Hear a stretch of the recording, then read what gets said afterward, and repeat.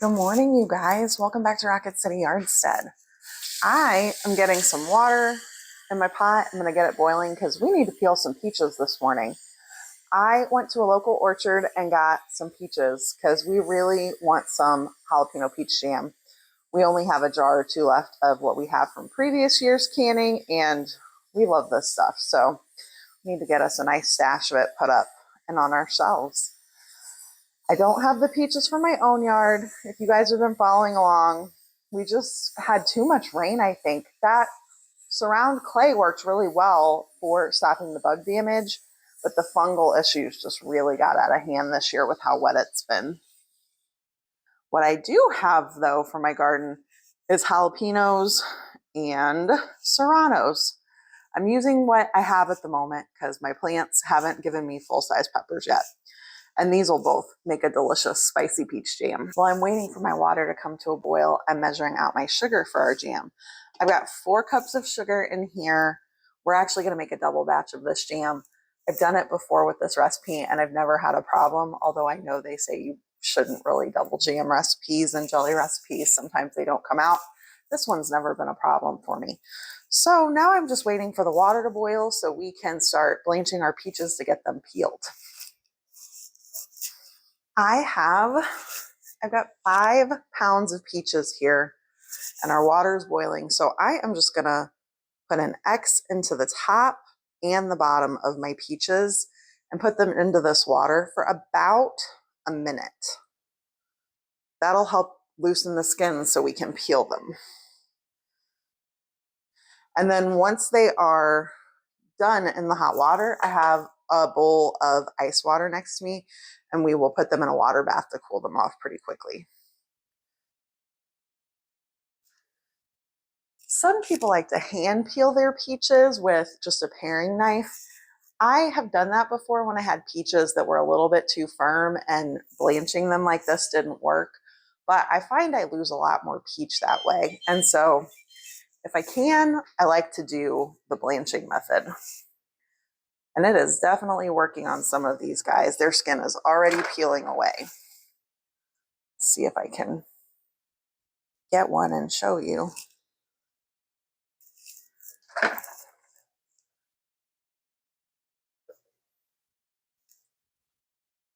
Try not to drip on the floor, but can you see here where the skin is peeling where we cut that X? I think these are going to peel really nicely. Y'all, I'm the type who likes to go for a bigger bowl. I was really pushing it with this one for my ice bath. Now that these have been blanched, let's see how easily they peel.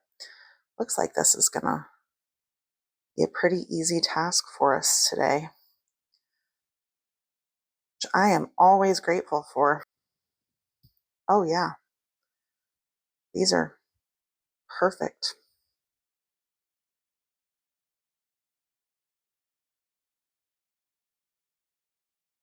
So I'm just going to get these all peeled up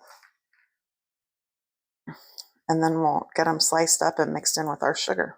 Now that our peaches are all peeled up, and you guys, let me tell you, I think this is the easiest peach peeling I've ever had in my life. They just all peeled so perfectly.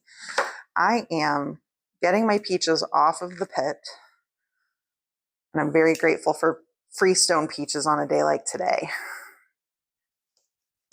I'm slicing them up into about 1/4-inch slices, and we're going to add them to our sugar.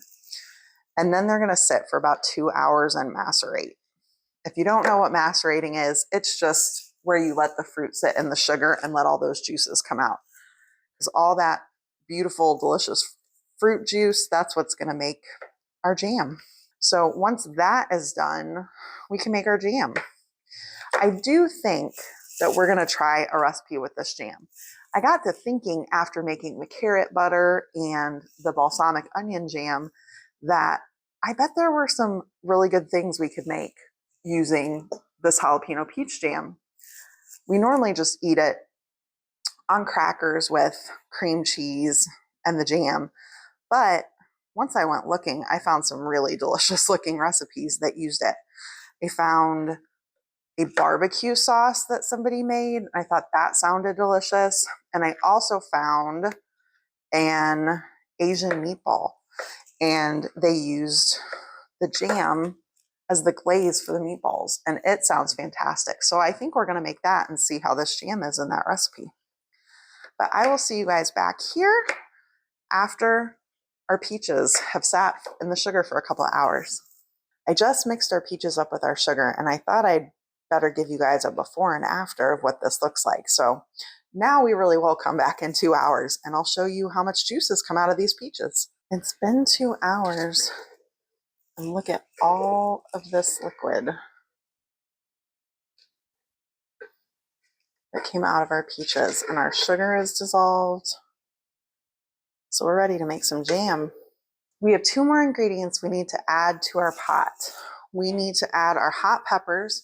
You can see here, I've just chopped them up nice and fine. Try to get those all out of this measuring cup. You don't particularly want to touch them with my hand because they definitely have a kick to them. And then we need half a cup of lemon juice. I'm using this, what is it?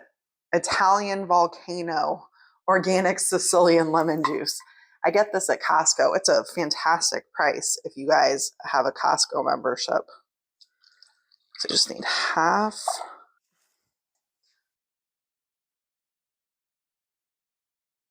The recipe doesn't call for it, but I saw recently where somebody added a pinch of salt to their jam to help balance the flavors. I really like that idea, especially because this is so sweet.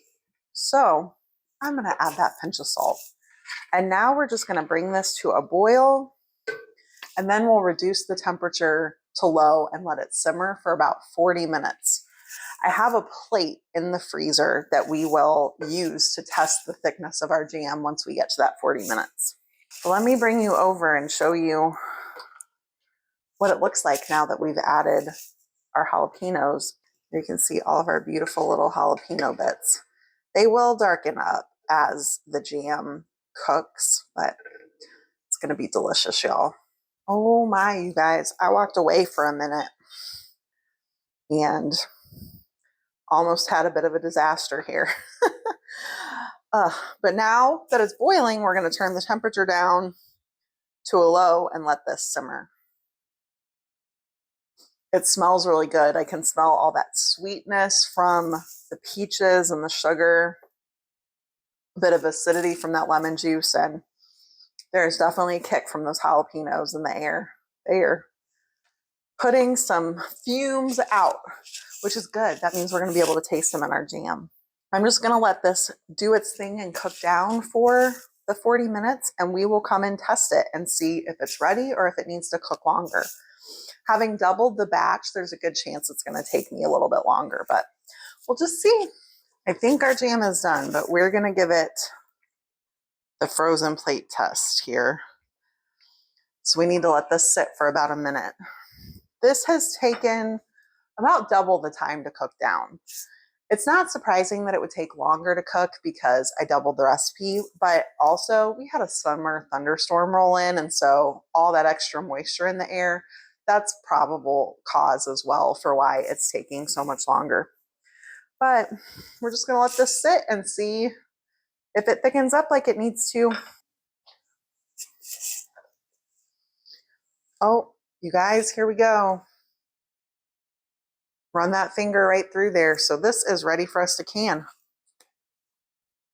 We are going to fill our jar,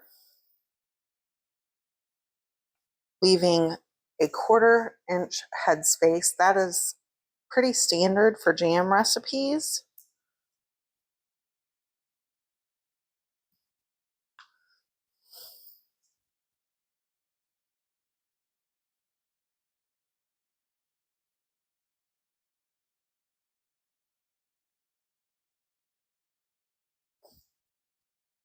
Debubble.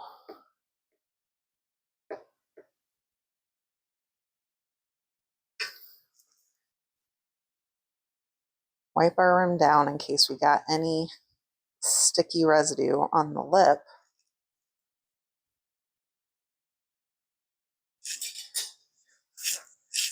Put our lid on with our ring fingertip tight. We'll do this for all of the jam. So we ended up with right at 7 jars of jam.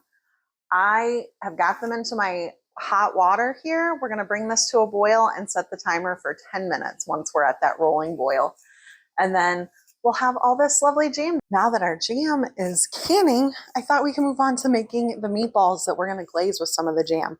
I actually have a almost full jar in the fridge from the last time we made some, and so this will be a great way to use some up. In this bowl, I have 2 pounds of ground beef.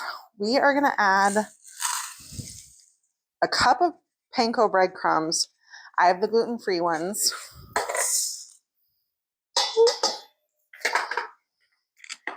We're going to add about half a cup of cilantro that I've chopped up.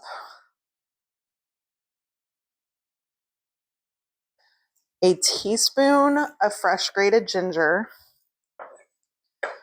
4 cloves of minced garlic. And about half a cup of finely diced up onion.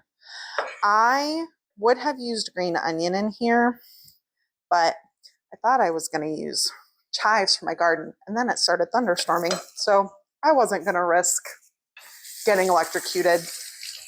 So we'll just use regular onion, just finely minced, and it'll be delicious and give us a nice oniony flavor. I also need a couple of teaspoons of sesame oil, some pepper, salt, about a teaspoon of salt. Last but not least, we need a couple of eggs. These are just going to help bind our meatballs together.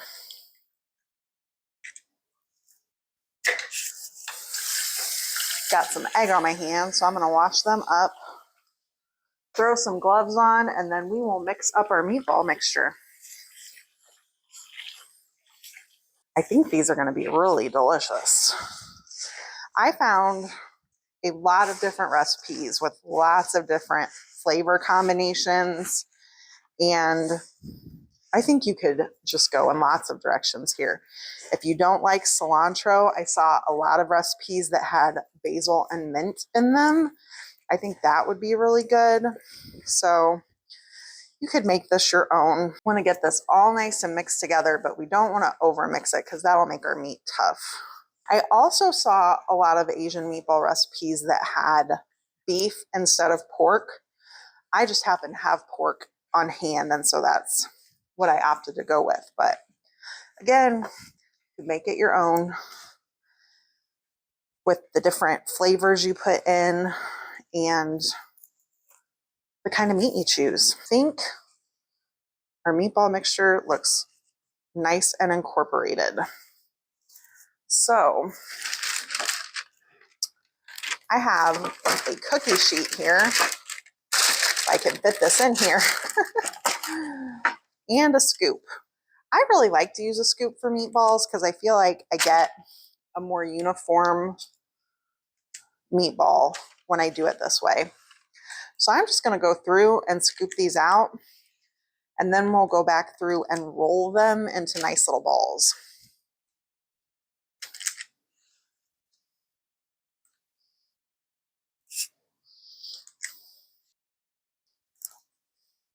Our meatballs are all nice and formed, and so I'm going to pop these into a 400-degree oven.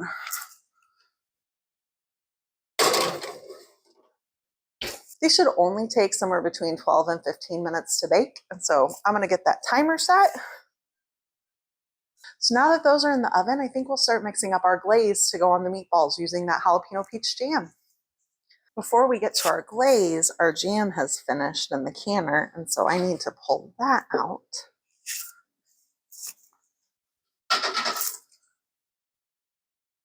Looks so pretty. One of the things I love about this jam is how you can see the chunks of peach in it and the little bits of pepper. It's so pretty. Now that we've got everything else taken care of, we can move on to our glaze. We are going to use about a cup of jalapeno peach jam, so a jelly jar. Mine was just missing a couple tablespoons, so That's not too bad. We're going to add about a tablespoon of rice wine vinegar.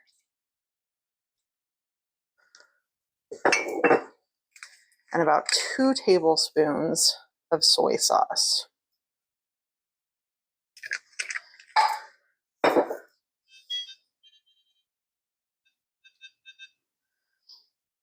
We're just going to heat this through and get it all nice and incorporated. Then we'll give it a taste test and see if we want to make any other adjustments. This is all nice and incorporated. I grabbed a spoon, so we can give it a little taste and see if we want to do anything else to it.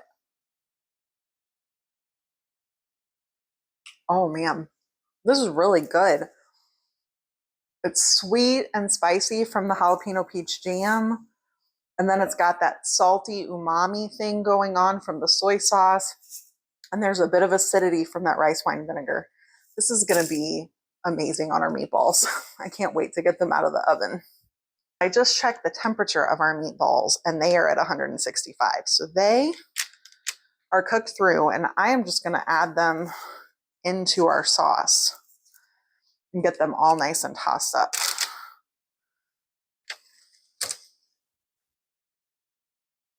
Let's give our meatballs a try, you guys. I went ahead and cooked up some rice, roasted some yellow squash and onion from the garden. So we'd actually have a nice, well-rounded meal, but grab some of these meatballs. I feel like this is all going to go together pretty well, so I want a little bit of everything. Here we go, friends. Look at these meatballs. Aren't they beautiful? They have that beautiful peach glaze on them. So let's take a bite. They're nice and tender.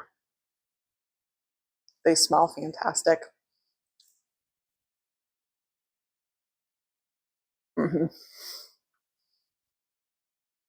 Y'all, that jalapeno peach jam makes a fantastic glaze.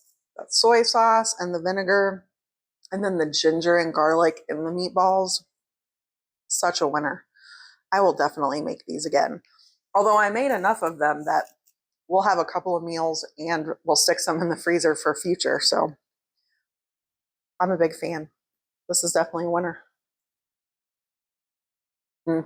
Yeah, if you make any of this jam, you guys, you should definitely try it as a glaze because this is so good. So thanks for hanging out with me today. I will leave these recipes linked down below. And I'm so glad you were here. Thanks for hanging out with me, and I will see you next time. Bye.